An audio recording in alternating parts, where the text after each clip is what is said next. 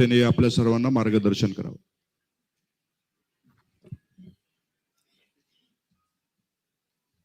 एका विमानास्का मनस्थितीमध्ये आपण सारेजण या ठिकाणी जमलेले असताना कर्तव्य म्हणून उद्याची जबाबदारी ज्यांनी धीरोदात्तपणाने स्वीकारून महाराष्ट्रामध्ये एक वेगळा आत्मविश्वास निर्माण केला आहे, अशा राष्ट्रवादी काँग्रेस पक्षाच्या उपमुख्यमंत्री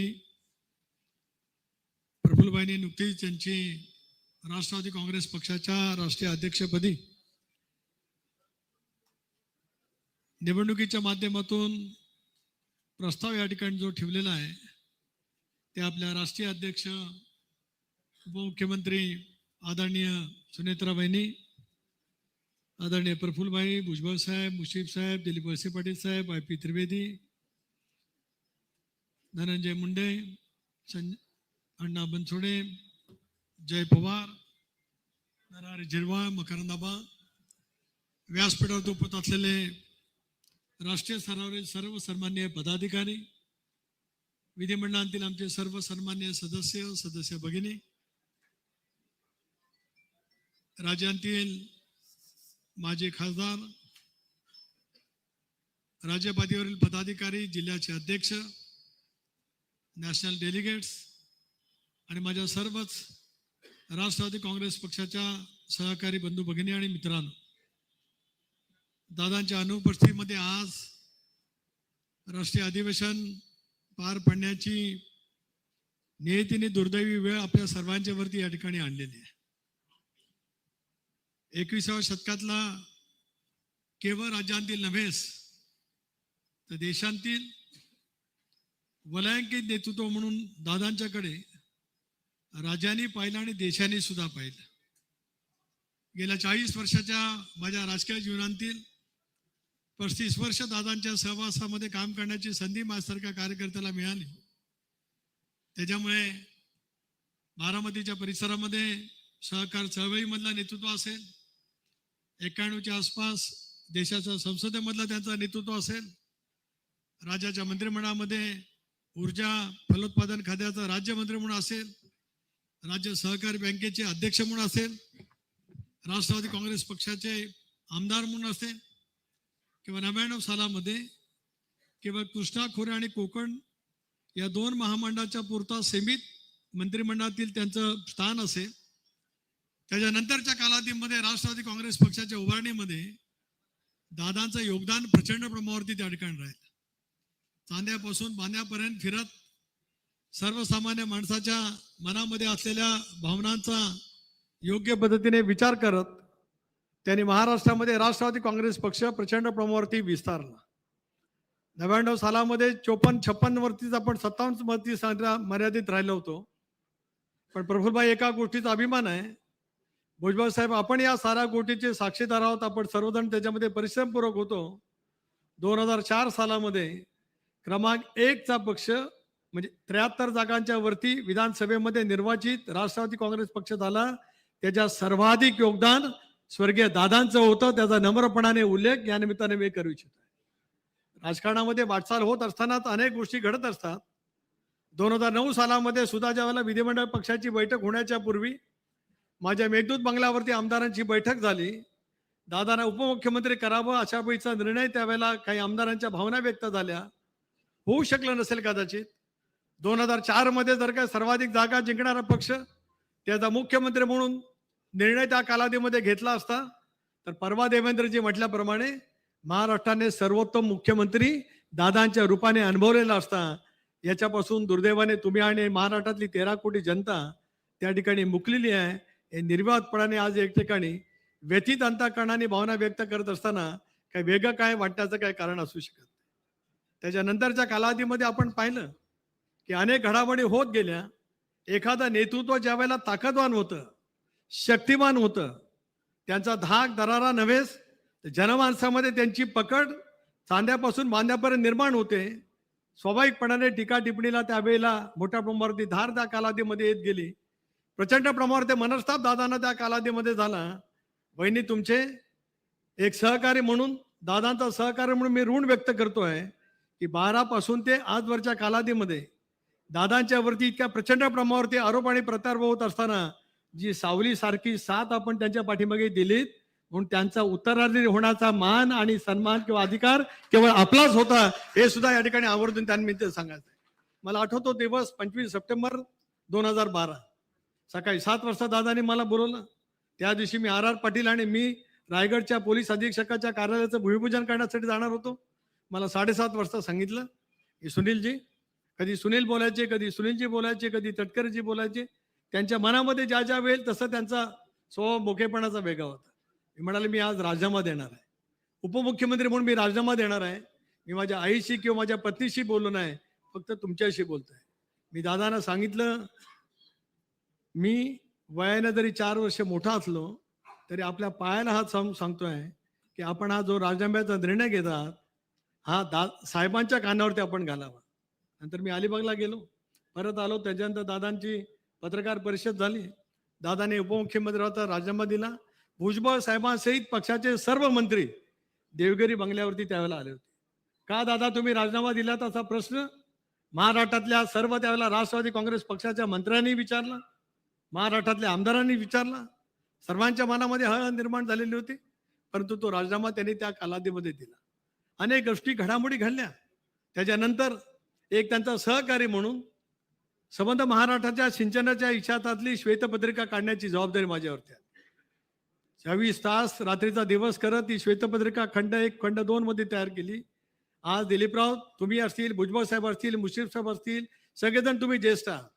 तुम्हाला सर्वांनाच या राज्याचा इतिहास पूर्णपणे माहिती आहे. राज्याच्या इतिहासातलं एक डॉक्युमेंट त्या कालावधीमध्ये आपण जे तयार केलं खंड 1 आणि 2च्या माध्यमातून, त्यामुळे सिंचनाचा सगळा इतिहास, राज्याच्या स्थापनेच्या नंतरचा इतिहास आज महाराष्ट्रामध्ये त्या ठिकाणी उपलब्ध आहे. जिथे समिती नेमली गेली त्याचा अहवाल सादर करण्याचा ज्या वेळेला वेळ आली त्याला मी लोकसभेची निवडणूक हारलेलो होतो. मी राजीनामा देण्याची भावना व्यक्त केली. दादांनी सांगितलं की एटीआर आपण सभागृहात मांडला पाहिजे. एटीआर मांडला गेला, एटीआरची स्वीकृती या ठिकाणी झाली. पण माझ्या मनामध्ये एक शल्य राहिलं. प्रफुल्लभाई, ज्या वेळेला स्वर्गीय चव्हाण साहेबांच्या जन्मशताब्दीच्या सोहळ्याच्या निमित्ताने त्याच्या अगोदर सभागृहामध्ये इतका खर्च झाल्याच्यानंतर 0.1 सिंचन वाढलं गेलं अशी भावना गणपतराव देशमुखांनी व्यक्त केली, एकनाथ खडसेजींनी व्यक्त केली. त्याचं पूर्णपणाचं खंडन सुनील तटकरेंनी जलसंपदा खात्याचा मंत्री म्हणून सभागृहामध्ये केलं होतं. तरी सुद्धा जे मी म्हणतो, आजही म्हणतोय, पृथ्वीराज चव्हाण नावाचे मुख्यमंत्री महाराष्ट्रामध्ये लाभले आणि त्यावेळेला चव्हाण साहेबांच्या जन्मशताब्दीच्या सुरुवातीच्या वेळेला त्यांनी या गोष्टीचा मुख्यमंत्री म्हणून ज्याला उल्लेख केला, त्याच्यानंतर ते सगळे पुढे घडत गेलं. माझ्या सांगण्याचा मतितार्थ एवढाच आहे. एक खंत दादांच्या आयुष्यभरामध्ये मनामध्ये सतत राहिली. आज मला हे भोकेपणाने बोलणं माझं मी कर्तव्य समजतोय. राज्यात आपलं सरकार, दादा उपमुख्यमंत्री, दादा सुनील तटकरे आणि छगन भुजबळ यांच्या एसीबीची खुली चौकशी करण्याचा आदेश त्या कालावधीमध्ये दिला गेला. हे शल्य, हे दुःख, हे वेदना दादा आयुष्यभरामध्ये कधी विसरू शकत नाही. आज ह्या गोष्टीचा उल्लेख मी एवढ्यासाठी करतोय, राजकीय वाटचाल एका दिवसात होत नाही. देशाच्या पाठीवर तर नेतृत्व एका दिवसामध्ये घडत नाही. अनेक वेळेला सहजगत्या काही गोष्टी मिळत असतात, पण या सगळ्या गोष्टी मिळवत असतानाच काय पद्धतीने खडतर प्रवास त्यांच्या आयुष्यामधला झाला, कशा पद्धतीने अनेक गोष्टींना त्यांना सामोरं जावं लागलं, हे उभ्या महाराष्ट्राने त्या कालावधीमध्ये पाहिलं. पण दिलदार नेता, त्याचबरोबर ती खंबीरपणाने आत्मविश्वासाने आलेल्या प्रत्येक बाबीला तितक्याच पद्धतीने तोंड देणारा नेता म्हणून अजितदादांनी आज या महाराष्ट्राच्या इतिहासामध्ये एक आगळेवेगळं स्थान त्या ठिकाणी निर्माण केलेलं आहे. 14 ते 19 कालखंड, ज्या कालावधीमध्ये आपण विरोधी पक्षाच्या बाकावर बसलो होतो, धनंजय मुंडे त्याला विरोधी पक्ष नेते होते, त्याला कसं रात्री कुठे काय करत या सगळ्या चौकशीला कायदेशीरदृष्ट्या आपल्याला सामोरं जावं लागलं. भुजबळ साहेबांसारख्या लोकत्व नेतृत्वाला सुद्धा दुर्दैवाने त्या कालावधीमध्ये कशा पद्धतीने सामोरं जावं लागलं, उभा महाराष्ट्राने त्या ठिकाणी पाहिलेलं आहे. काय मी या साऱ्या या ठिकाणी प्रकर्षाने सांगतोय, अलीकडच्या कालावधीमध्ये वेगवेगळ्या पद्धतीचं बोलण्याचा प्रयत्न त्या ठिकाणी होत आहे. 14 सालामध्ये निकाल लागले त्यावेळेला आम्ही सगळेजण होतो. भुजबळ साहेब होते, मी होतो, दादा होते, प्रफुल्लभाई होते. आदरणीय साहेबांनीच आम्हाला सूचित केलं की त्यावेळेला भारतीय जनता पक्षाला पण बाहेरून पाठिंबा द्यावा. आपण त्यावेळेला घोषणा केली. त्यानंतरच्या कालावधीमध्ये सरकारमध्ये येण्याच्या प्रक्रिया अनेक वेळा घडत गेल्या, पण त्याच्यामध्ये दुर्दैवाने त्यावेळेला ते होऊ शकलं नाही. 19 मध्ये सुद्धा काय झालं ते आपण सर्वांनी मिळून पाहिलं. 22 मध्ये सुद्धा काय झालं ते सर्वांनी पाहिलं. पण 23 मध्ये एका निर्णायक क्षणामध्ये ज्या वेळेला दादांना असं वाटलं, एकटेपणा वाटला, त्यांना असं वाटलं की मी एकाकी आहे, त्यावेळेला कोण होतं? दादा होते, प्रफुल्लभाई होते, भुजबळ साहेब होते, सुनील तटकरे होता, हसन मुश्रीफ होते, रामराजे नाईक निंबाळकर होते, दिलीप वळसे पाटील होते, धनंजय मुंडे होते. दादाने एक भावना त्या कालावधीमध्ये व्यक्त केली होती की या गोष्टीसाठी एका निर्णयास्पद मी जातो आहे, येणार आहे. आपण साथ देणार नसाल तर मी निर्णय एकटा घेईन. आम्ही सर्वांनी सांगितलं, दादा तुम्ही आमचे नेते आहात, आजही आहात, कालही होतात आणि उद्याच्या भविष्यामध्ये सुद्धा आहात. महाराष्ट्र घडवण्याची क्षमता कोणामध्ये आहे ते तुमच्याकडे आहे, म्हणून तुम्ही जो निर्णय घ्याल त्या निर्णयाच्या सोबत आम्ही असू, हे त्यावेळेला दादांना आम्ही सांगितलं. आणि त्याच्यानंतरच 3 जुलैला त्यावेळेला तो निर्णय राज्याच्या सरकारमध्ये आपण जाण्याचा निर्णय झाला, इंडियामध्ये जाण्याचा निर्णय झाला. शिवशाहू फुले आंबेडकरांची सामाजिक समता, धर्मनिरपेक्ष विचार, ज्या राजकीय विचार सिद्धांतावरती वर्षानुवर्ष आम्ही सर्वांनी मिळून वाटचाल केली, त्याच्यावरतीच त्या सिद्धांतावरती आधारित राहत एनडीएमध्ये सहभागी होण्याचा निर्णय आपण घेतला. आठवा पण आपल्यापैकी सर्वांनी 5 जुलैला आपलं राष्ट्रीय अधिवेशन झालं एमईटी मध्ये, भुजबळ साहेबांच्या त्या महाविद्यालयामध्ये. त्यावेळेचं दादांचं भाषण आपण ऐका. 1 तास 1.5 तास दादांनी भाषण केलं. दादांच्या आयुष्यभरातल्या वेदना त्यांनी त्या ठिकाणी सांगितल्या. आणि दादांनी भाषण करत असताना परवा पार्थ आणि जय तुम्ही अतिशय उत्कृष्ट चित्रपट तयार केलीत. त्याच्या दादांचं वाक्य तुम्ही जे दाखवले आहेत की मी एकटा नाही, माझा श्वास असेपर्यंत तुम्हाला सर्वांना सोबत घेऊन मी वाटचाल करणार आहे, हे दादांचं वाक्य एमईटीच्या आपल्या राष्ट्रीय अधिवेशनामध्ये होतं, ज्यावेळेला दादांना आपण राष्ट्रीय अध्यक्ष म्हणून त्यावेळेला घोषित केलं. ही आठवण मी एवढ्यासाठीच करतोय, कणखरपणाने एखादा निर्णय घेतल्याच्या नंतर अनेक बाबी त्या ठिकाणी त्यांनी त्या 1-1.5 तासाच्या भाषणामध्ये व्यक्त केलेल्या होत्या की काय पद्धतीने निर्णय आपल्याला त्या ठिकाणी घ्यावा लागतोय, तो निर्णय घेण्याच्या पाठीमागची पार्श्वभूमी काय, तो निर्णय उद्याच्या भवितव्यासाठी, राष्ट्रवादी काँग्रेस पक्षासाठी आणि महाराष्ट्राच्या हितासाठी कशा पद्धतीने असू शकतोय याचं सुस्पष्ट विवेचन हे दादांनी त्या कालावधीमध्ये केलेलं आपण सर्वांनी म्हणून ऐकलं. टीका टिप्पणीवरती आपण सगळेजण गेलो, खंबीरपणाने आपण त्या ठिकाणी वाटचाल करत आलो. अल्पसंख्याक समाजासाठी सर्वाधिक योजना दादांनी त्या कालावधीमध्ये निश्चितपणे दिल्या, याच युतीच्या महायुतीच्या सरकारच्या माध्यमातून. लाडकी बहीण योजना हे नंतरचं दायित्व त्या कालावधीमध्ये होतं. लोकसभेच्या निवडणुकीमध्ये दुर्दैवाने आपल्याला पराजय पत्करावा लागल्याच्या नंतर एक वेगळी स्थिती राज्याच्या राजकारणामध्ये निर्माण झाली. सांगण्यात आलं की आता अजित दादांचं महाराष्ट्रामध्ये काही चालणार नाही. एक मी वाक्य त्यावेळेला बोललो होतो सुरुवातीला की आता महाराष्ट्रामध्ये अजित पर्व सुरू होत आहे. अनेकांनी माझ्यावरती टीका टिप्पणी केली. अजित पर्व याचा अर्थ आपण सर्वजण समजून घेऊ शकता, असे समजून घेऊ शकता, आणि मी बोलल्याच्या नंतर कोणाला काय वाटलं असेल त्याचाही अर्थ पण त्यावेळेला समजून घेऊ शकता. अजित पर्व शब्द समोर ठेवत आपण महाराष्ट्राच्या राजकारणामध्ये आपण सर्वांनी म्हणून साथ दिली, त्या ठिकाणी दिलीत, आणि त्याच्यातून आपण एक योग्य पद्धतीची वाटचाल करण्याचा प्रामाणिकपणाचा प्रयत्न त्या कालावधीमध्ये केला. लोकसभेच्या निवडणुकीमध्ये बहिणी आपल्याला पराजय पत्करावा लागला. दादांसारखा दिलदार नेता एका बाजूला पराजय झाला तरी संध्याकाळी 5 वाजता मला फोन करून सांगितलं की उद्या एनडीएची बैठक आहे, तुला आणि प्रफुल्लभाईला तिथं जायचं आहे. मी सांगितलं मी जाईन दिल्लीला, पण तुम्हाला भेटल्याशिवाय जाणार नाही. त्यांना भेटलो आणि मग मी दिल्लीला गेलो, आणि माझ्यासाठी दिल्लीपेक्षा दादाच हे माझं सर्वस्व होतं. मग त्यांना भेटलो, त्यांना विनम्रपणाने अभिवादन केलं आणि आम्ही दिल्लीला त्या ठिकाणी गेलो, आणि मग एनडीए मधला त्या ठिकाणचा प्रवास आपण सर्वांनी पाहिला. किती टीका टिप्पणी त्या कालावधीमध्ये सुद्धा समोर आला. अगदी आज वेगवेगळ्या पैकी भाषा केली जाते, त्याच्यातले अनेक जण बोलत आले. दादांचं सकाळी 5-6 वाजल्यापासून सुरू होणारा कार्यक्रम उभ्या महाराष्ट्राने देशाने अनुभवलेला आहे. देशामध्ये त्याच्याबद्दलचं कौतुक वेगळ्या पद्धतीने आहे. काय बोललं गेलं, दूधवाला पण सकाळी उठतो, पेपरवाला पण सकाळी उठतो, बोललं गेलं त्या कालावधीमध्ये, हिणवलं गेलं. माझ्यासारख्याने सांगितलं दूधवाला पण उठतो, पण दूधवाला लोकांची सेवा करण्यासाठी उठतो. पेपरवाला पण येतो, तो सुद्धा लोकांची सेवा करण्यासाठी येतो. दादा एक असं निखळ व्यक्तिमत्व आहे, ते सुद्धा या सेवा पद्धतीने सेवाचं व्रत ठेवून काम करणारं ते व्यक्तिमत्व आहे. कोण बोललं काय बोललं सर्वांना माहिती आहे. आणि असंही म्हटलं गेलं की सकाळी उठायची त्यांची सवय आहे, ती लवकर उठतात, ते कदाचित त्यांच्या बायकोची किंवा त्यांच्या पत्नीची काहीतरी मजबुरी असेल, मला कळू शकलं नाही. जनसन्मान यात्रेच्या निमित्ताने आम्ही सगळेजण राज्याच्या कानाकोपऱ्यामध्ये फिरलो. मी असा एक अध्यक्ष निघालो की दादाने पूर्ण वेळ बोललं पाहिजे म्हणून मी कधी भाषण केलं नाही. जनसन्मान यात्रेमध्ये बघा एकही भाषण केलं नाही. माझी इच्छा होती की बारामतीला मी भाषण करावं, वहिनीने पण वाटत होतं, पार्थला जयला वाटत होतं, पण आम्ही बारामतीमधून दादांची निघालेली अभूतपूर्व मिरवणूक, वहिनी जनसन्मान यात्रेच्या निमित्ताने दादांची निघालेली बारामतीमधली मिरवणूक, म्हणजे त्यांनी 2 गाड्या बदलल्या, त्या 2 गाडीच्या काचा लोकांच्याकडनं फुटल्या, इतकं दादांच्या मिरवणुकीमध्ये स्वागत त्या झालं होतं. त्यावेळेला विधानसभेच्या निवडणुकीच्या पूर्वसंध्येची बाब सांगतोय. एक निखळपणाने काम करणारं नेतृत्व बारामतीकरांनी स्वीकारलंच, राज्यभरामध्ये त्यांना प्रतिसाद मिळालाच, आणि म्हणून 59 पैकी 41 जागांच्या वरती निर्वाचित होण्यामध्ये आपल्या सर्वांना यश मिळालं. हे आपल्या यशापेक्षा दादांची दुर्दम्य राजकीय इच्छाशक्ती, प्रचंड क्षमता, लोकांच्या पर्यंत संवाद करण्याची त्यांची एक हातोटी, याच्यातून चांद्यापासून मांद्यापर्यंत आपल्याला यश मिळालं. विदर्भामध्ये आम्ही किती जागा लढलो? 7 जागा, 6 जागांच्या वरती यश मिळालं, म्हणजे 90% पेक्षा जास्त यश विदर्भामध्ये मिळवलं. दादांचा नेतृत्वाचा करिश्मा, प्रफुल्लभाई आणि त्यांच्या सर्व सहकाऱ्यांची साथ पाठीमागे होतीच, पण विदर्भामध्ये सुद्धा त्या कालावधीमध्ये पाहायला मिळालं.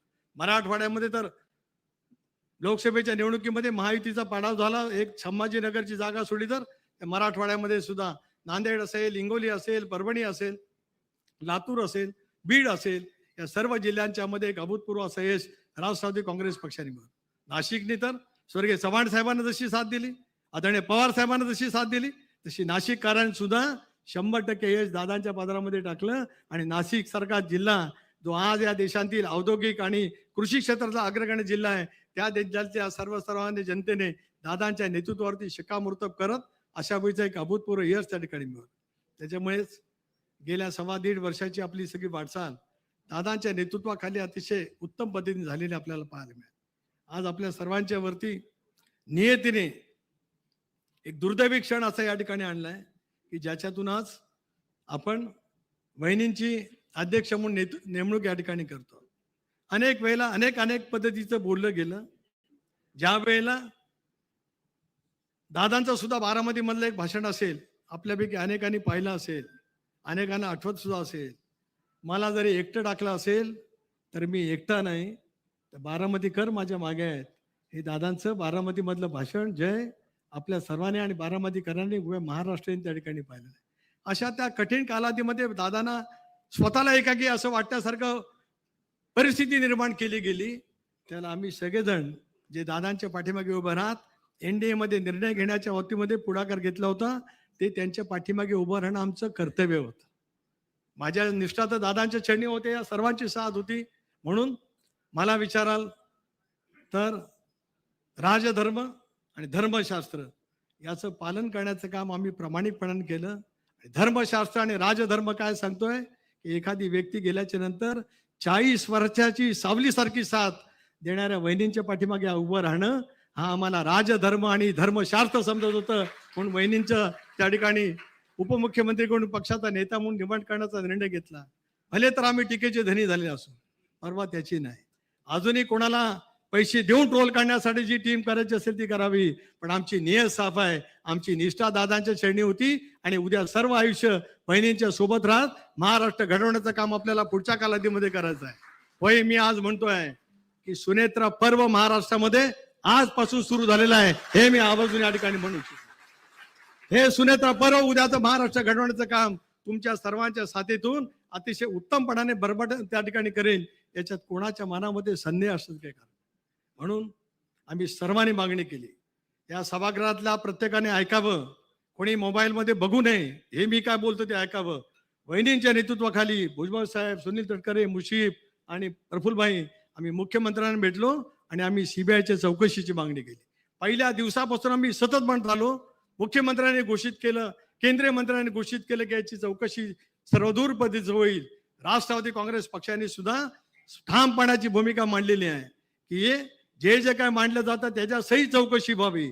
जगातल्या तपास यंत्रणा सुद्धा नेमल्या जाव्यात आणि याच्यातील सत्य हे केवळ कोणा एका दोघांसाठी नाही, महाराष्ट्रातल्या 13 कोटी जनतेबरोबरच देशातल्या 130 कोटी जनतेला सुद्धा माहिती पाहिजे आहे की अजितदादांसारखा 21व्या शतकातला सर्वाधिक कर्तृत्ववान जो नेता, जो महाराष्ट्राच्या बाहेर ज्यांनी स्वतंत्र आपली स्वतःची ओळख अजित पवार म्हणून केली, त्यांच्या या दुर्दैवी निधनाची साधन ते माहिती चौकशीच्या माध्यमातून देशासमोर आली पाहिजे.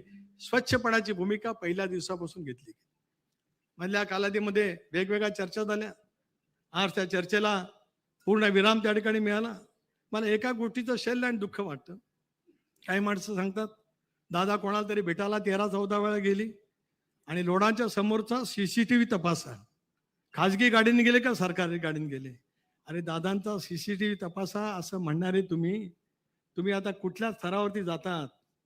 तुम्ही कुठल्याही स्तरावरती तरी गेलात तरी या राज्यातली जनता वहिनींच्या पाठीमागे ठामपणाने उभी राहून उद्याचं मार्गक्रमण यशस्वीपणाने करेल.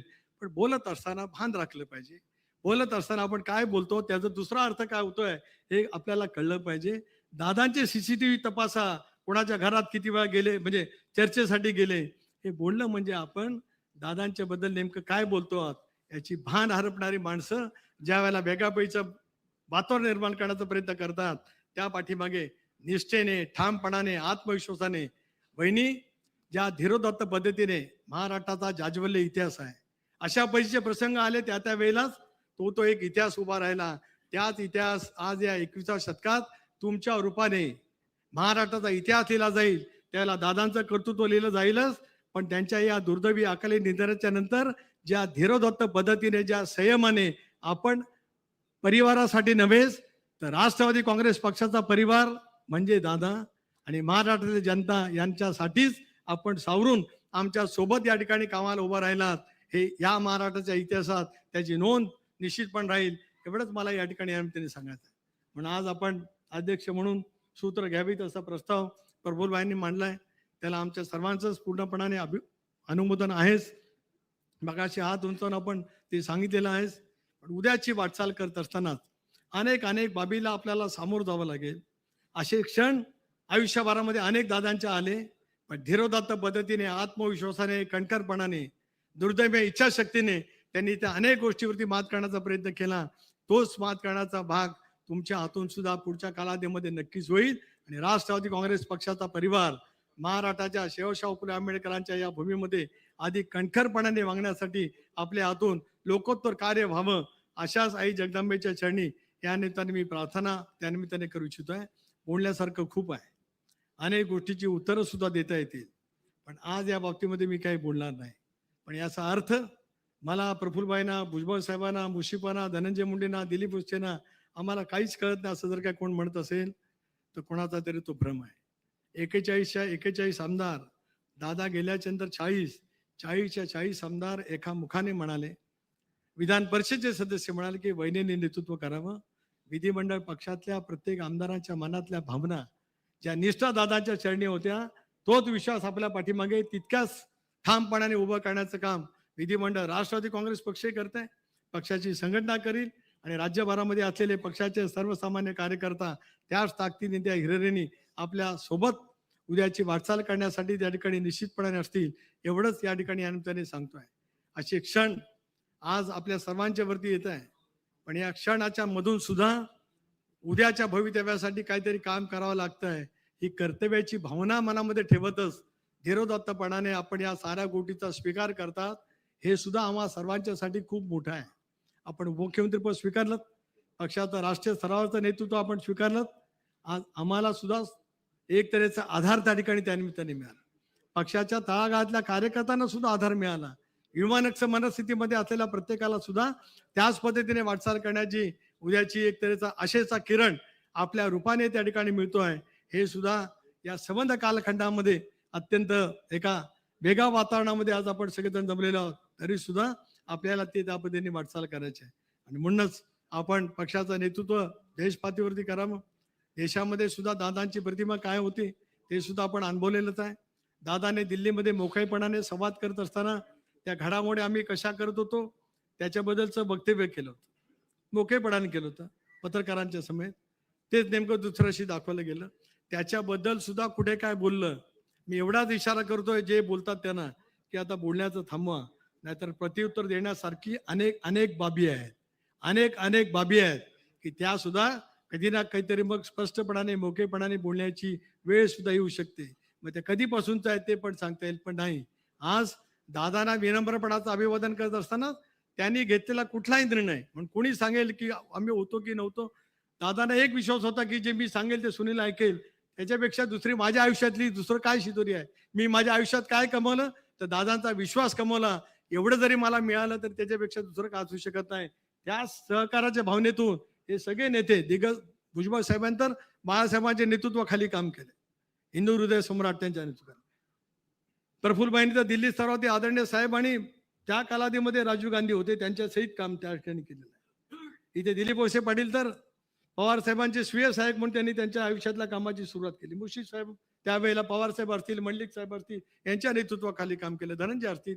पण सगळेजण आज कदाचित हे का आणि हे कशामुळे आहेत तर ही आयुष्यभराची सावलीसारखी असलेली साथ, त्याच्यामुळे निर्णय प्रक्रियेमध्ये जे असतात ते दिसतात. त्याच्यामुळे टीका टिप्पणी कदाचित होत असेल, पण त्या टीका टिप्पणीपेक्षा अजितदादांचे शिलेदार विश्वासू कार्यकर्ते म्हणून आम्हाला काम करता येत आहे. हीच आयुष्यभराची वाटचाल घेऊन पुढच्या कालावधीमध्ये आपण सगळेजण मिळून काम करूया. पक्ष आणि पक्षाची शिस्त ठेवतच आपल्याला काम त्या ठिकाणी करावं लागणार आहे.